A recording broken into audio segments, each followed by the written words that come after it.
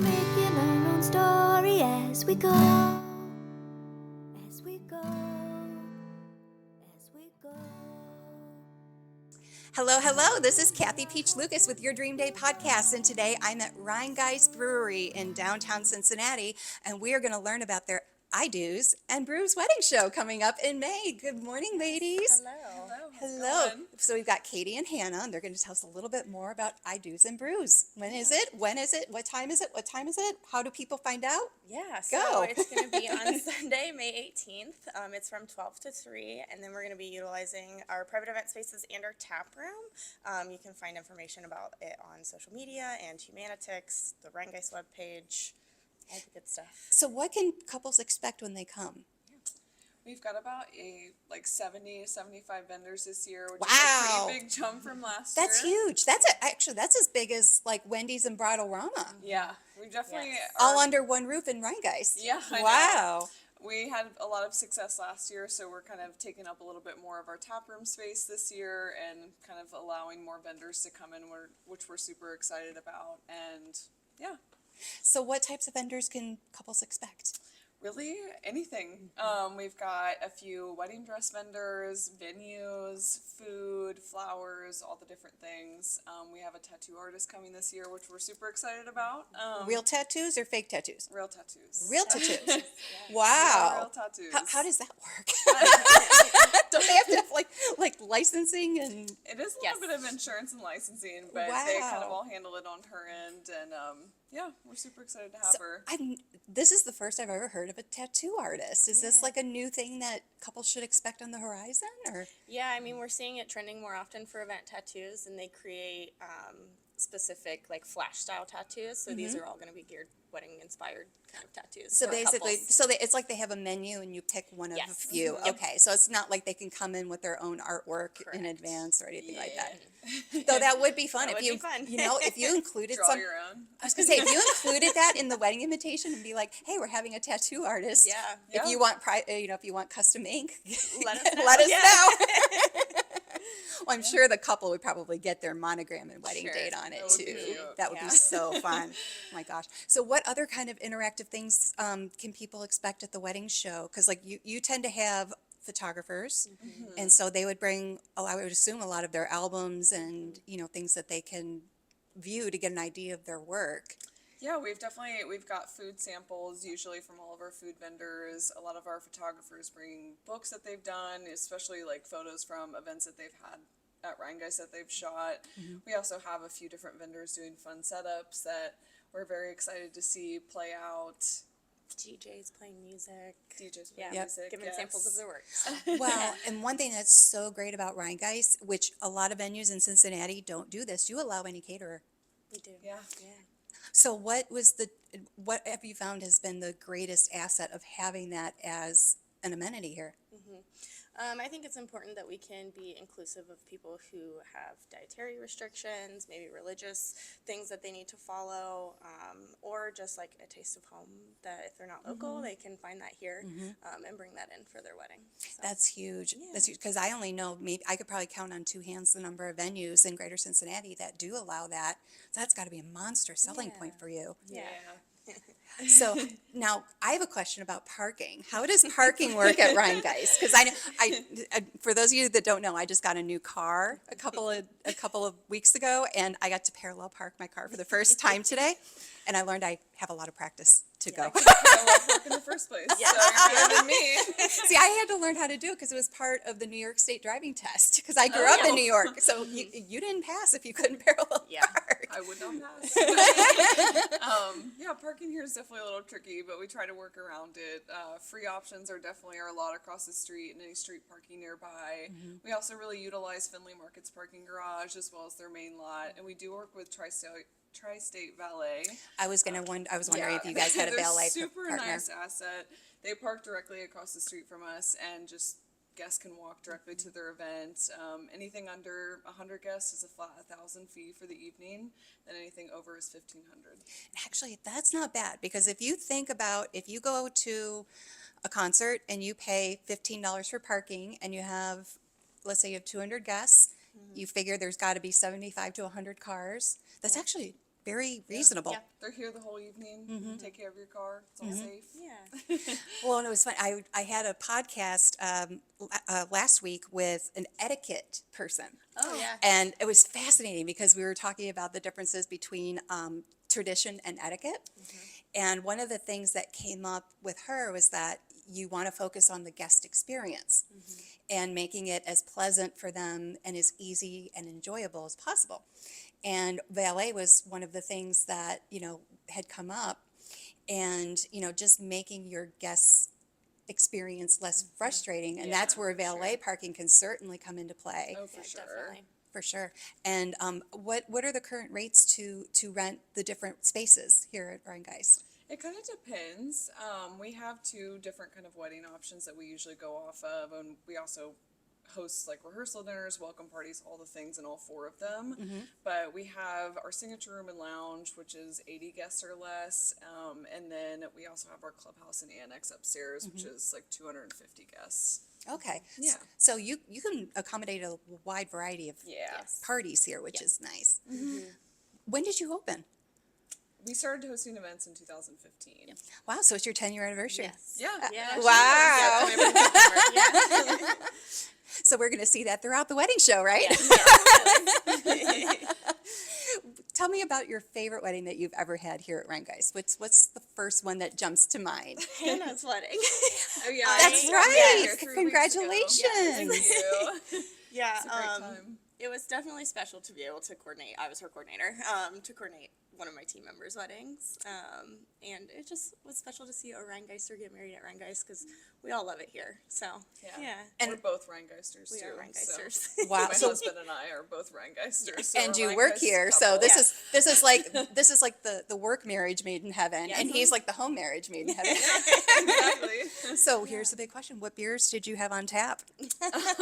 A range of the, mainstays that we have. We pretty much were drinking Cincy Light all night because it's just nice and easy and something that you can keep drinking versus Truth is kind of like too Truthful. Yeah, Yes. a little too heavy. Yes. But Cincy Light is a great one to just drink throughout the whole night. So which beers are available for people to have on tap? Do you have like any restrictions as to what beers they can Yeah, have? so each space has a different number of beers available. We try to keep it pretty standard and drinkable and have a nice variety for everybody. But we're kind of at the mercy through our brew team of what's available for us to put on tap. So we do ask couples favorites, but we'll do our best to get it on. We typically always have the standards of like Cincy Light, Truth, Cheetah, Bubbles. Thank That's you. Usually on too. Yeah. Can you tell I'm a bubble girl? Yes, yes. I'm bubbly good. even without the beer. Yep. So cool. Yeah. How many cake vendors would you say that you have? Because cake is a big thing to try at wedding shows. Yeah. Yeah, I'm not sure off the top of my head how many we have this year. I know we had at least like 2 or 3 last year, and all 3 of them had samples out, which Yeah. was really nice to try and kind of test out what kind of cake you would want for your wedding. Well, it's not even just cake, it's the caterers that come too, because they Yep. bring samples. And that's one of the huge benefits of going to a wedding show is that you get to actually try the cake and try the hors d'oeuvres and talk to the photographers. And Right. it's not that I'm not a fan of online directories and Facebook groups, but you may be getting a recommendation from somebody whose personality is completely different from you. From your work, yeah. From yep, or you might be getting a referral for somebody who maybe targets a lower budget bride, and you may be wanting something a little more elegant and higher presentation and whatnot. And so I think it's really important to go to these wedding shows because you'll know right away when you start looking at a caterer's pictures, are they going to be in a budget range? Are they going to be in a medium range? Or are they going to be in a high range? Because your budget, 50% of it is the catering. Yeah. Yep. It's a big bill I don't think people think about as much. What was some of your experiences, now that you're on the other side now, you're on the married side, what were some of the things that you found during your planning process surprised you the most? Just I guess all the questions coming at you from all different angles. I actually got to experience like having an outside caterer because I'm from the Hamilton area. So we brought in someone that we locally love called CW Barbecue. yeah, they were great to work with, and it was nice to have a bunch of local touches from Hamilton, even though we had the Cincinnati wedding. Oh, that's cool. What were some unexpected surprises that came up while you were planning? I feel like we really didn't have a ton, which I know is not a good answer. No, it's a great answer. Yeah. It probably is going to give a lot of people hope who are listening to this. I feel like I was set up for success from working on this team and working in the wedding industry and having a lot of people around me that were already married. So, plus a lot of our friends just got married. We went to like 7 or 8 weddings in a row. So we got to really see all the different vendors, all the things. So if you got 9 dresses, that means you have how many to go till you get to 27? I know, we were nearing it. We were definitely nearing it. What were some of your wedding colors? Oh, we had like blues and greens, which were really pretty. What did you do for centerpieces? We had beer growlers. What is that? It's like it's a 64-ounce like jug essentially that people, it was more popular a few years ago, but people would take beer to go in them essentially. So I had a beer growler at each table from a different brewery, and then Costco flowers in them, which was a very budget friendly way to put flowers on the table, and then just candles and table numbers. Very cool. Who did your cake? Luke's Custom Cakes in Hamilton. I am obsessed. Luke, if you're watching, I'm obsessed with you. I'm obsessed with your cakes. Like his cakes are like they're one of the best cakes I've ever had. Yeah, we got one of their cake sampler boxes, which was great, and then we ended up getting a cookie cake for our actual wedding because we're big cookie people. And they did a great job. Very cool. Yeah. Very cool. Now, do you have anything you were there that day? What did you see behind the scenes? Did anything happen that she just didn't know about that you made magically disappear? Honestly, I don't think so. We had I know. But we had a really great team that day. She had great vendors. Everybody was very easy to work with. So it was easy to make it a nice, seamless, stress-free, hopefully, day. Yeah. Now, how much time do couples have to set up when they get here? How does the contract work? Yeah, so typically on the day of your wedding, you can come in as early as noon. So we typically recommend having a planner or a family member that is dying to help you to come in and set up those things. And they can take as long as they need. Okay.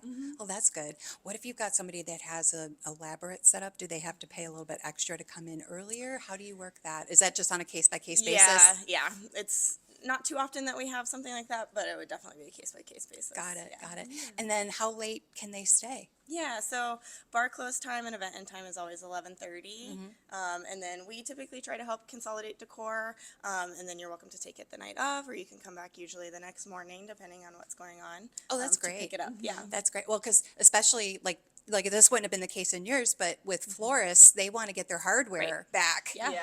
And some people don't realize, like when we say hardware, that means all the vases, all the glass, everything that all these flowers are in, and they're big. And they're heavy, and they're fragile, and they're bulky. Yeah. And it really is a big deal to be able to, come back the next morning and pick that up versus having to come back at 1 a.m. when you're tired. Oh, yeah. Yeah, definitely. It's a huge plus. I know, like as a planner, there have been times where the florist has said, can you take care of putting all the hardware away and then I'll get it in the morning? And of course I'm like, sure, I'll do it for you. Yeah.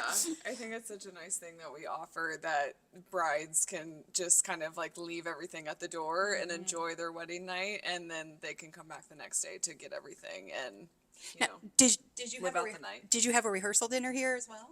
I did not, but we do host them very, very frequently. We actually have someone from our offices that's getting married at Mojave East, but she's having her rehearsal dinner with us. Very cool. Yeah. Very cool. So I'm going to talk about hotels.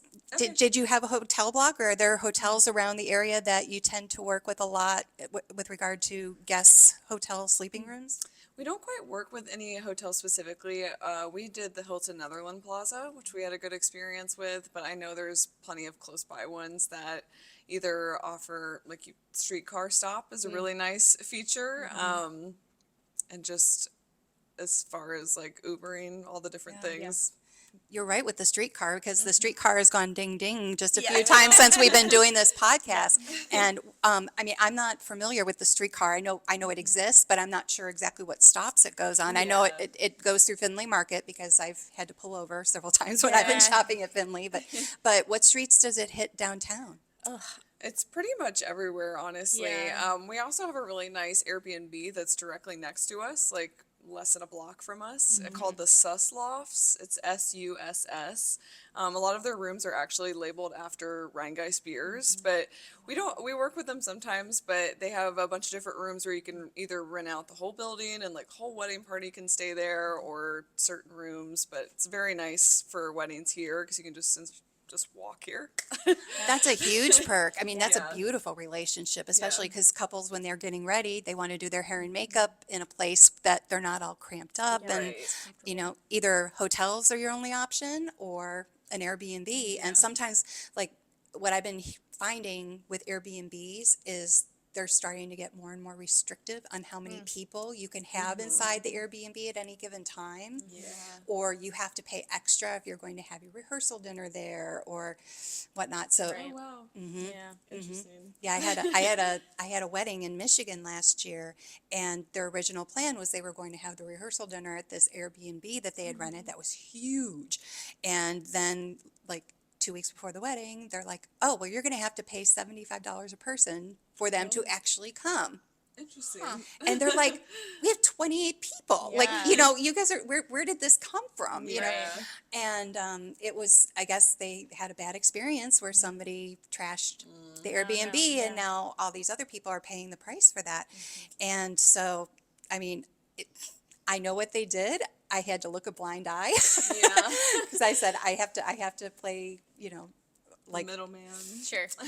I have to play need to know basis. I didn't know because I did know.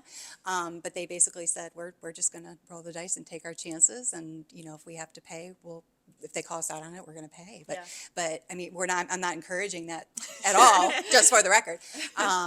But it's something to be aware of if you plan to have, a get together of a large group at an Airbnb, definitely check that red fine print because there's more and more starting to do that now. Yeah. Huh. Interesting. I didn't know that. Yeah. Well, so that's because you had the best wedding ever. Yeah. So much fun. So what did your dress look like? It was pretty fitted for the most part, and had straps up on the top, but it was very pretty. What did the men wear? They all wore gray. It's like hard to remember now. I'm like, what did they wear? When do you get your pictures back so you can remember? Very soon, hopefully. Hopefully, like first week of June. That would be great. Well, I can't wait to see pictures of it. That'll be amazing. So how do people schedule a tour here at Rhinegeist? So typically through our website, we have a little area to inquire on, and then we always send a response with different tour weekends that we have. We usually host one tour date a weekend, and have times ranging from like 8 a.m. to 4, depending on our event schedule that we have going on. But usually just email is the best way, through our website, the inquiry. Okay, and you are fantastic with email because while we were scheduling the podcast, I would get these instantaneous responses, which actually is just a shout out to you because there are venues that take days to get back to you, and couples get impatient. They want to know, are you available? I've got work to do. I need to book my venue. Yeah. You're stressing me out by making me wait. We really, really do try to be 24 hours or less. We even sometimes take days on our weekends just to do inquiries all day, just to make sure everyone has an answer, because we do understand that people are very eager to start the planning process, and we want to be here to help them. Well, and what's interesting, I mean, you guys are not guilty of it all as far as ghosting, but one thing that, in the industry we've been talking a lot about is couples ghosting vendors. Oh yeah. And so, if you reach out to us, we're going to get back to you. I have a 48-hour rule. That is my max. And if I don't get back to you in 48 hours, it means that I'm either on vacation and can't pick up the phone because I'm in Mexico somewhere, or, there's something major, but usually I get back to them much, much faster than that. But you get couples who will ask you your availability. Then you send this really nice, reach out to them, and then crickets. Yeah. And then you send another one, crickets. And then you send another one, crickets. And then you're like, if you're going in another direction, that's totally fine. Just tell me, Yeah.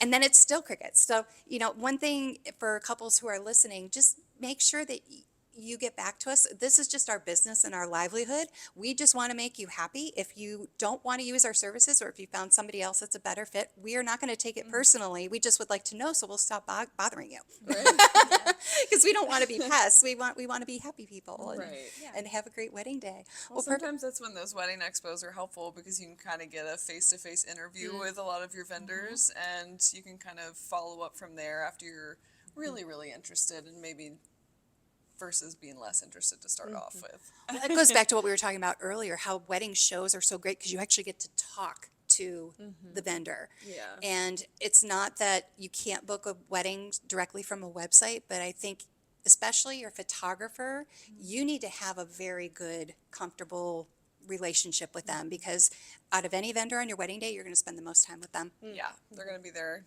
sunrise to sundown. And the one vendor that you won't see the entire wedding day, except for maybe here and there, is going to be your planner. Because, you know, that's a common thing. That's a common misconception, because planners work so behind the scenes, and we're trying to just make everything get magically set up and magically go perfect and help you divert any bad things from happening. And, you know, if you really want to know, we'll tell you the week after your wedding, but we're not going to tell you that night. Funny stories afterwards. Yep. What would you say is the funniest story from your wedding day? Oh my gosh, I don't even know. I feel like the day went so perfectly. It's hard to like remember things that like went funny or bad or anything. It's really hard to say. I don't know. We'll have this same conversation next year and we'll see what she says. Yeah, I mean, I think speaking on like having a planner and all the things, we do have some planners in our space, but we do offer day of coordination, which is what Katie does here. And I think it's a super nice thing to have on your wedding day to kind of help put out fires behind the scenes. So really anything that could happen hopefully doesn't, because that coordinator will kind of take that place. Absolutely, absolutely. Well, and you know, we work with venue coordinators a lot, you know, and I think that's actually, that could be a whole nother podcast, the difference between what a venue coordinator does and what a wedding planner does. I mean, in a lot of cases, you know, I don't expect you to be under the bride's dress doing her bustle, and I will happily do that. If right, but there are certain things I would never expect you to do, or like if there's family, you know, politics that start getting into play, or, you know, taking care of getting the wedding party situated where they need to go as far as photos go. You know, there is some overlap on things that we do. There's also no overlap on things that we do. And there are things that I would never in a million years ask a venue coordinator to do.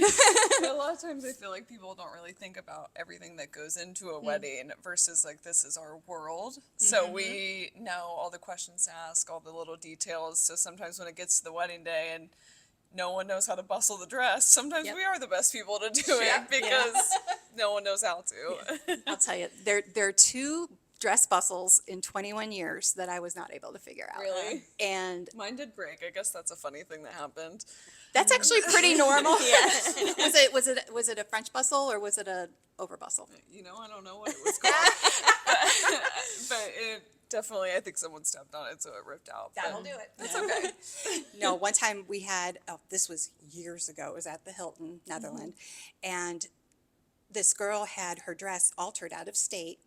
And at one point, you know, she said, you know, are you going to be able to figure this out? And I said, well, hopefully. And I said, most of the time we can figure it out. And she's like, well, my seamstress said that she always goes to the wedding reception to bustle the dress.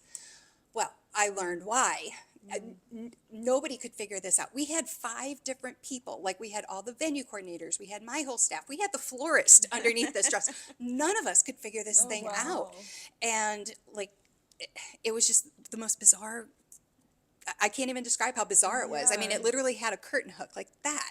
And somehow all of these layers were supposed to gather into this big hook, and we couldn't figure out how exactly, and nobody went with her to her fitting. So nobody videotaped how the bustle was supposed to look. So we just, poor thing. I mean, we were doing surgery on that dress all night. And then the other one was, it was a beautiful, beautiful gown. But we had to have the bride on her knees in a squat because we had to go all the way around her. It was a 360. Oh, Wow. It was a interesting. 360. I don't think I've ever seen one of those. I haven't seen one like it since, but literally she had 32 ties that went the entire circumference of her dress. But yeah, It's in a huge dress. it was a huge dress. I mean, and on the wedding day, the dress is a person in itself. Like you have to yeah. you have to squeeze it through doors. You have to sit on it. You have to turn it. Breathing it. Yeah. Breathing. How did you breathe on your wedding day? It was pretty in there, but I was able to breathe. I think one of the things that's so funny, I was talking to one of my brides about this the other day, is that on your wedding day, you and your wedding party will bond in a whole new way when it comes to the bathroom. Yeah. Yeah. Just, you do need assistance using. Yeah, you do usually need assistance, especially the large poofy dresses. Those are definitely hard to go to the bathroom in, I would imagine. Well, wonderful. So how can people get in touch with you on the website? What's the website address? Yeah. Well, you can just email directly events@rhinegeist.com, and one of us will get back to you there. Or you can go on to Rhinegeist's regular webpage, rhinegeist.com, and then there is a private events link that you can click, and there's an inquiry form on there as well. And there's got to be information about that I Do's and Brews event too. Yes, What's the yes. date and how can people get tickets? It is May 18th from 12 to 3, and we do have a Humanitix link that is also on our website. It's very large right there. Tickets are $15 each, and you get like a little goodie bag with all the different vendor info in it and entry to the event. Do you get a beer? Yes. Can't go to Rhinegeist without a beer, right?